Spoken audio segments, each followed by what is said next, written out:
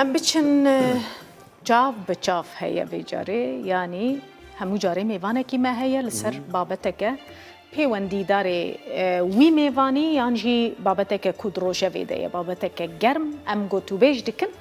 ایجار بریار روژا دوشمی شاندک انجمن اجتماعی کردستان انا کسی سردانا مسکوی بکن هفتیا بوریجی شاندا انا کسی لگل سروک هرما کردستان نیچیروان بارزانی و سروک بارزانی جویان دبشا جاو بچاف یا ایروده امی به برپرس ریو بریا پولیت بیرویا پدک سی هروها اندام دسته سروکاتیا انا کسی ید همان دمیده برز محمد اسماعیل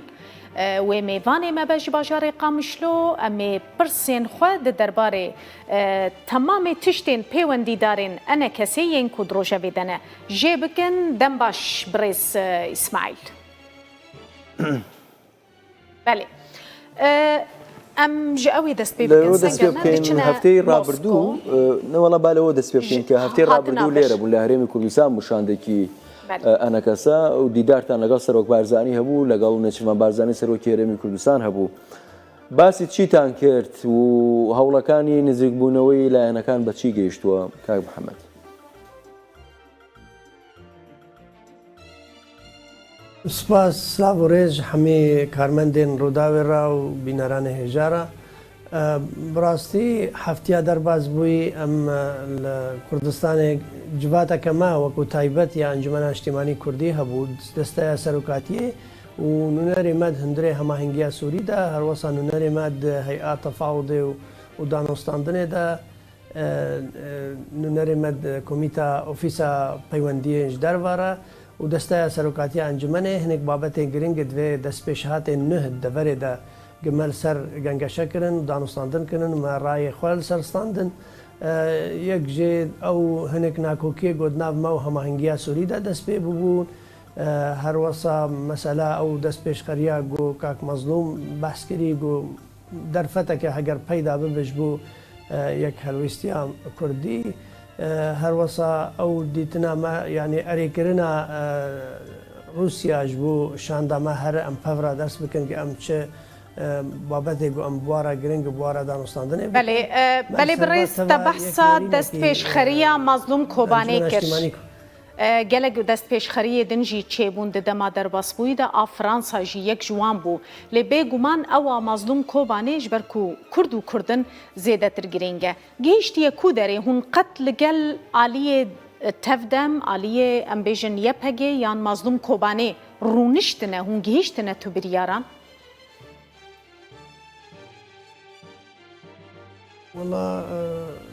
سپاس یعنی ئەو ڕاستە پێتویەکی جەماوەری گەلێری بنگەهەکە مڵەتێمە تەفدا چاونێری تشتێکی وهایە لێ ئەسکارم بێژم حتا نەها ڕاگەیاندنێ داگەهای ئاستن گەلگیوە بلند کردە بەس سەر عردێ هینا ئاخەفتنە یعنی هین تشتێکی گاوەکە ئەو چێنە بووە جێ داخەیەژی تەوانم حەست کرد گۆم نوچایەکە هەبێ و ئەم باشە کاک محەممەد ینی ئەم هەوڵانە هەیە ئەو ئاخافتنە بەس گوتنە بۆچی ئاخافتنە ینی ئەم هەوڵانە هەن لە ناوخۆی ڕۆژئاوا لە دەرەوەی ڕۆژئاوا ئەم هەوڵانە هەن بۆچی تا ئێستا نەتواندراوە ئەم بەرەیە دروست بکرێ نەبێتە کردا لەسەر ئەزی واقع بربەستەکان چین هۆکارەکان چین بەێ ئێمە یعنی هەمی حالادا هەمی ڕێکەفتنادا هەگەر ڕێکەفتنە هەولێر بوو یا دهۆکێ بوو دەست پێشخەریە فەرەنسی بوو یعنی ئەنجومەنە نیشتیمانی کوردیش ئالیە خۆمە تشتێکی کێمایی نەکردە و ما هەر هەول دایک و دەستێمە درێژکردیش بۆ یەک ڕێزیا کوردی و سنگێمە ڤەکریە و دلێمە ڤەکریە حتا نەها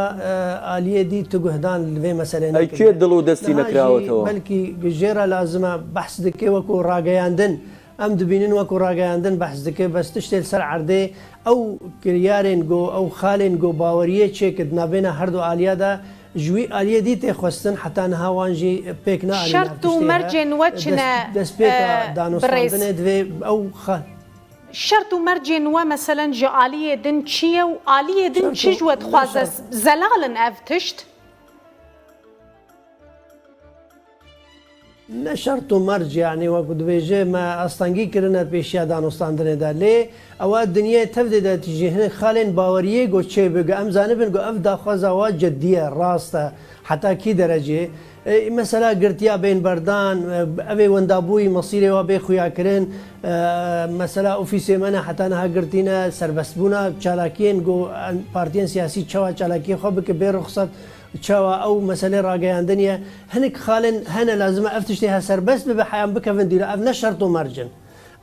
خاڵن گوتبێ باوەری ئەم بەحسن و وڵاتی مەزانە بێ گۆ ئەو تەرەفێ دی گۆ حتاکی دەرەجێ ڕاستە دخوازە ژدل دخوازە گۆێ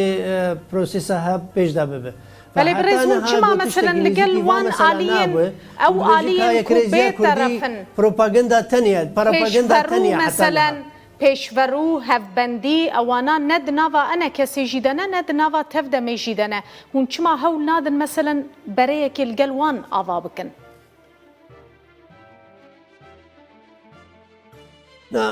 هەڤبەندی سەر پەیادێڤانە یعنی ئەو ژید مەسەدێدانە جهەکی دی ڕێکی دی بە دگەن هەفتوو یعنی ئێمە ئەو دانوستاندن دوێ ناف پەیادێ و ئەنجومەنان نیشتیمانی کوردی بە ئەوە دوێژ وڵات ئێمەرە دیار بوو زەلال بە یعنی دەست پێشخەریە ڕێکەفتنە هەولێرێ یەک و هەولێر دو نابێنە ئەنجومەنێ و تەفدەمێوی چاقی دەبوو ڕێکەفتنە دهۆکێژی عینی تشت دەست پێشخەریە فەرەنسیژی ئەنجومەنان نیشتیمانی کوردی و پەیادە فأنا مسألة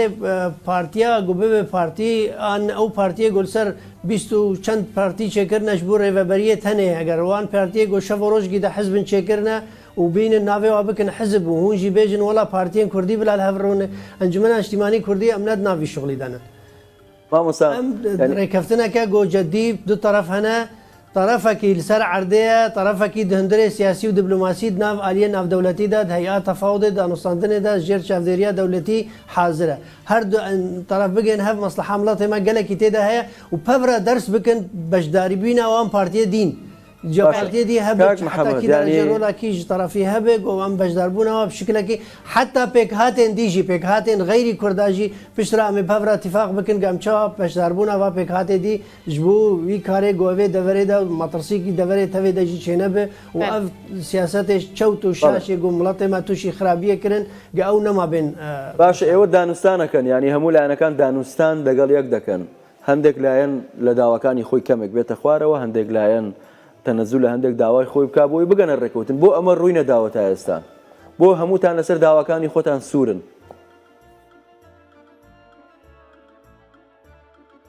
ئەم نەسوورن ئەوە پرسێکی بڕاستی گەلێکی گرنگە جەنابەتە پرس کرد یعنی هەردوو تەرەف هەگەر کێماییەوە هەبن ژالیە خۆڤە هەریەکی داکەوێ ئەنجومەنە نیشتیمانی کوردی تو کێماییە تنەنە ئەو تشتێ تێن خواستن هەمیش ئالیکی تەنێ تێن خواستن مەسەلا گرتیانە وەندابوویانە مەسەلا ئۆفیسانە ئۆفیسە شەوتاندی با لەسەر زیندانیان ڕاوەستن با لەسەر زیندانیان ڕاوەستین یەک ئالی تەنێ تێ خواستن لباب لەسەر قسەکانت تەواو بکە دوایی بەڵام با لەسەر گرتی ڕاوەستین بەرپرسێکی بەڕێوەبەری خۆسەری لێرە میوان بوو گوتی هیچ زیندانیەک لای ئێمە نییە ئێوە چۆن ئێسەلمێنن کە زیندانیانی ئێوە هێشتا لە سیاسین وتی زیندانی سیاسی لای ئێمە نییە چۆن ئێسەلمێنن کە زیندانیانی سیاسی ئێوە هێشتا لە زیندانەکانی بەڕێوەبەری خۆسەردا ماون یان هەن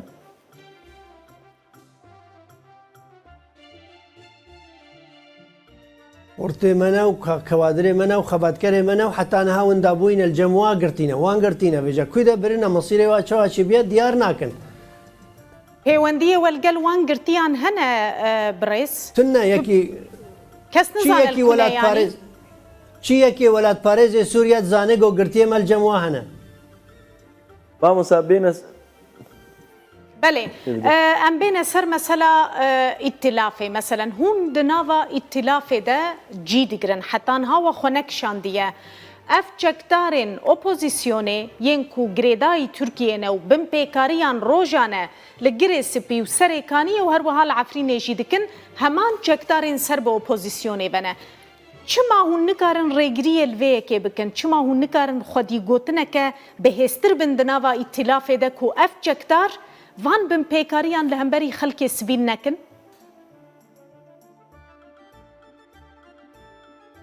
ئەمد ناوا تیلافێ دانا یەک ئەم نە بەشدارن دوا گروپێ چەکداردا و ناو فەساڵێ مسەلەحدا تیلافێدا هەروەسا ئەم نە بەشدارن حکوومەتە تیلافەیە موقەتژی ئەنجومەنە نیشتیمانی کوردی نە مدیر عامەکی و نە وەزیرەکی نە تشتێکی ئەم نەم بەشدارن وێجە بوێ دەمێ چما هون دەرناکەون مامۆستا تیلافێ دانا دەهەما دەباز سەر دەبێژم ئەم تیلافێ دانەش بوو پرۆسەیەکی سیاسیش بوو ڕێکەفتنەکە سیاسی ناومەدا هەیە بڕاستی حتانها بلندترین ئاست ئەوە ناف هەمی بەشی ئۆپۆزیسیۆنێ و ناو ڕژێمێ و ناو هەمی ئالین گۆ پەیوەندیدار گەل سووریا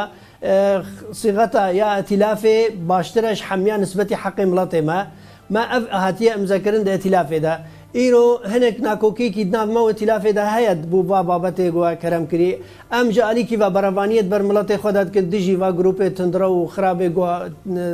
حەقی مڵەتی ما کارتینن جالیکی وێژی ئەم حوجێ هەماهنگێنە گۆ دناو عملیا سیاسیدا دناو هەیئا تەفاوضێدا گۆ پشتا مڵەتی ما بگرن نەخاسم ئەم نەها گەهانە کۆمیتا دستوری کۆمیتا دستوری ئەف دەهێن ساڵانە ئەم خەبات دکش بۆ ئەم حەقی مڵەتی خۆ بێخن دستورە سووریەدا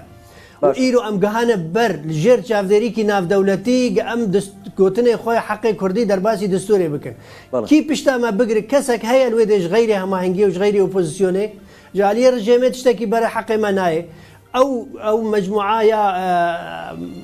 جواتە سڤیل یا گولسەر نەتەوەیە گرتیڤە ئەو ژی نیڤیە ڕژێمێنە و نیڤێدیە هەماهەنگێنە یە تیلافێنە یە معارەدێنە فأم حوجي معارضين قد نافذا صيغتك سياسي دبلوماسي قام خج بين داليكي خصم ما يقعد نحزي مد بجبلا دركب النها جبرجو ام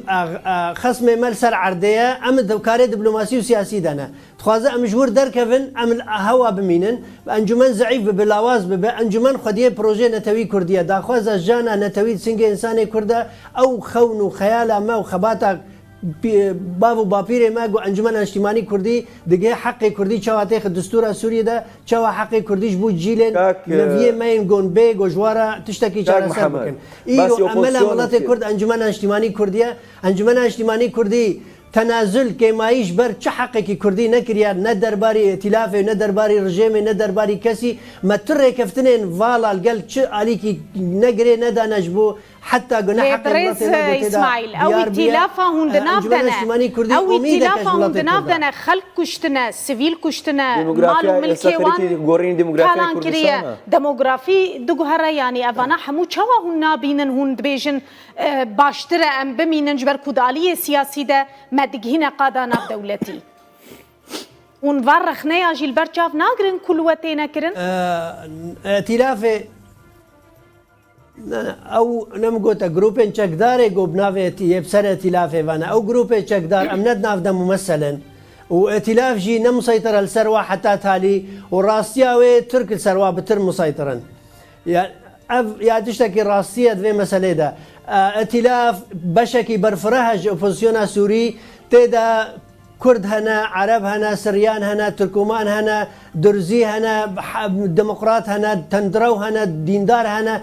اوبوزيسيون صورتك نمونهكيش حميد جواتا سوري بقشتيه او ملتي جو 22 سال دي او ملتي جو 22 مليون قامت نافوادا بجين كاك محمد باسي بروجي هبه كي تنبه اف ملتي سوريا باسي بروجي كي نتوي انجمني اجتماعي ذكر هیچ پرۆژەیەک هەیە چییە پرۆژەکە چییە و ناوەڕۆکەکەی چییە؟ پرۆژەی ئەنجومەنی نیشتیمانی کوردی باوەریە بنگەهین بمافێ هەبوونا گەلێک کورد هەندێک سووریەدا کێشەیە کوردیت ببێ کێشەیەکە گشتی کێشەیە سووریا بە گشتی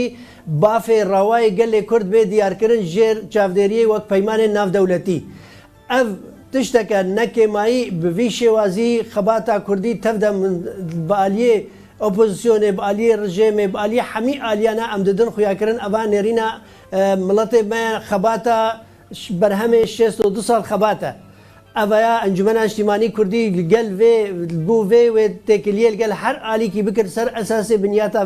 في داخوازها ما تجريدان بو مساله برا وبارقها ومناطقها واداره ملقال كسي جري ندانا ند اپوزیسیونی و نج دروای اپوزیسیونی حتی نه انجمن اجتماعی کردی تند و تیجی و زحمتی دجبریا هر کسی عالیه انجمن اجتماعی کردی ده جبوی پروژه نتوی کردیه. بله برز صبح هون دچنا موسکو وکشان دکه انا کسی هون چه بخوره دبن هون وان پرسکریکن کنها بتایبتی الگری سپی سرکانیه و عفرین جیهه هون دینن پیشیاوان هون الگل کی بجون و بوی بحثا چه ببه. بله دست به که براستی روسیا دولت که گرینگه یعنی رولاوید سوریا دا گلکی دیاره و دوی قناغا تاویده رولک زیده استاندیه نبس جالیه اسیتانا و تأثیر آوی سر دولت اسیتانا تأثیر آوی سر رژیم جی و رولاوید هندره حتی و کمیته دستوری جی بلکه دوره روسیا تیدا گرینگ بو جبروی که جی ام دبینن یکم روسیا پشتوانی ما بکت کمیته دستوری ده بو ما في ملات ما بيخويا كرن وام دبينن الجم روسا حق ملاتا هنكي جهدان بايقدان لهايا ابات شكي جلكي جرينجا